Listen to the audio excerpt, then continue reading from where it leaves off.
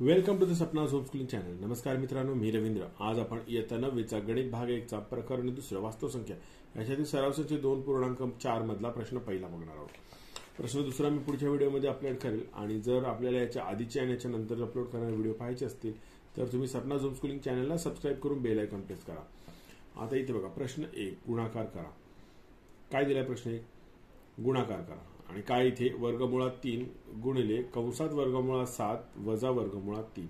आपल्याला माहिती आहे इथे जी कंसाच्या बाहेरची संख्या आहे त्याने आधी पहिल्या संख्येला गुणायचं आणि मग दुसऱ्या संख्येला गुणायचं। मग कसं करावं लागेल आपल्याला? इथे वर्गमुळात 3 गुणिले वर्गमुळात 7, इथे वजाबाकीचं चिन्ह आहे तसं द्यायचं आणि मग लिहायचं परत वर्गमुळात 3 गुणिले वर्गमुळात 3, बरोबर। मग आता बघा, वर्गमुळात 3 गुणिले वर्गमुळात 7 किती होतात? म्हणजे 7 त्रिक 21 वर्गमुळात 21 वजा आता वर्गमुळात 3 गुणिले वर्गमुळात 3 किती होणार? वर्गमुळात 9। आता वर्गमुळात 21चं उत्तर काढता येत नाही, पण वर्गमुळात 3चं उत्तर वर्गमुळात 9चं उत्तर किती आहे? 3। मग इथे असं लिहू शकतो की आपण वर्गमुळात 21 वजा 3। सोपं आहे ना गणित? चला दुसरं गणित बघू आता आपण पुढचं। आता हे गणित पण तसंच आहे, थोडासा बदल केला याच्यामध्ये। जी कंसाच्या बाहेरची संख्या आहे ती फक्त उजव्या बाजूला दिलेली। मग काय करायचं? ते वर्गमुळात 5 गुणिले वर्गमुळात 2 मध्ये वजाचे चिन्ह वर्गमुळात 7 गुणिले वर्गमुळात 2। बघा, वर्गमुळात 5 गुणिले 2 किती होतात? 5 दुने 10 म्हणजे वर्गमुळात 10 आणि वजा 7 दुने 14 वर्गमुळात 14। ह्याला अजून सोपं करता येईल का? नाही करता येईल, मग इथेच थांबायचं आपलं। ओके, चला पुढचं गणित बघू आपण, तिसरं गणित। आता हे तिसरं गणित आहे बघा, 3 वर्गमुळात 2 वजा वर्गमुळात 3 कंस पूर्ण, मग दुसऱ्या कंसामध्ये 4 वर्गमुळात 3 वजा वर्गमुळात 2 आणि या दोन कंसांचा गुणाकार आहे। बघा, शांत डोक्याने गणित बघा। आता या संख्येने या पूर्ण कंसाला गुणायचं, मग या संख्येने या पूर्ण कंसाला गुणायचं। आलं लक्षात? मग इथे काय करायचं आपण? 3 वर्गमुळात 2 गुणिले 4 वर्गमुळात 3 वजा वर्गमुळात 2 आणि मग इथे वजा वर्गमुळात 3। बघा, ह्या दुसऱ्या संख्येने पूर्ण कंसाला गुणायचं। 4 वर्गमुळात 3 वजा वर्गमुळात 2। आलं लक्षात तुमच्या? मग आता बघा, या संख्येने या पहिल्या संख्येला, मग या संख्येने या दुसऱ्या संख्येला, तसंच या संख्येने या पहिल्या संख्येला आणि या संख्येने दुसऱ्या संख्येला गुणायचं। मग काय येणार?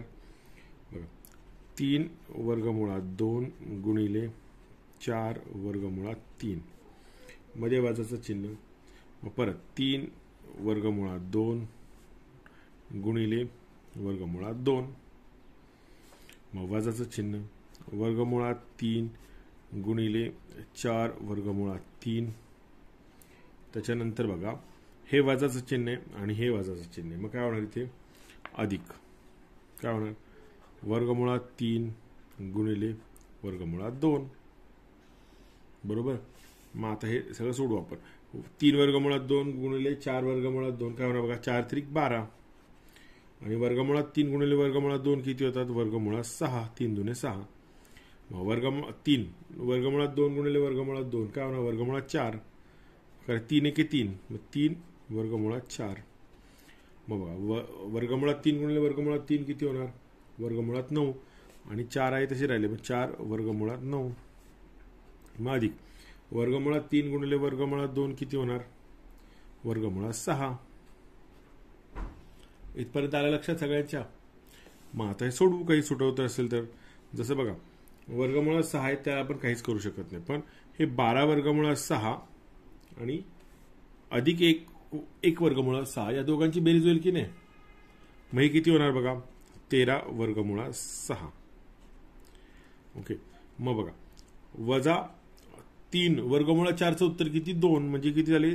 3 गुणिले 2 आणि 4 वर्गमुळात 9 म्हणजे किती? 4 गुणिले 3, बरोबर।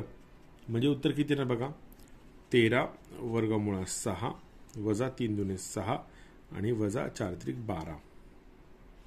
मग वजा 6 वजा 12 किती होतात? वजा 18, म्हणजे इथे काय होणार? तर 13 वर्गमुळात 6 वजा ह्याची दोघांची बेरीज झाली, उत्तर किती आलं? 18, बरोबर। चला, प्रश्न दुसरा जो आहे ना तो मी तुम्हाला पुढच्या व्हिडिओमध्ये समजून देतो मित्रांनो. तुम्ही जर तो व्हिडिओ पाहायचा असेल तर सपना होमस्कूलिंग चॅनलला सबस्क्राईब करून बेल आयकॉन प्रेस करा. धन्यवाद.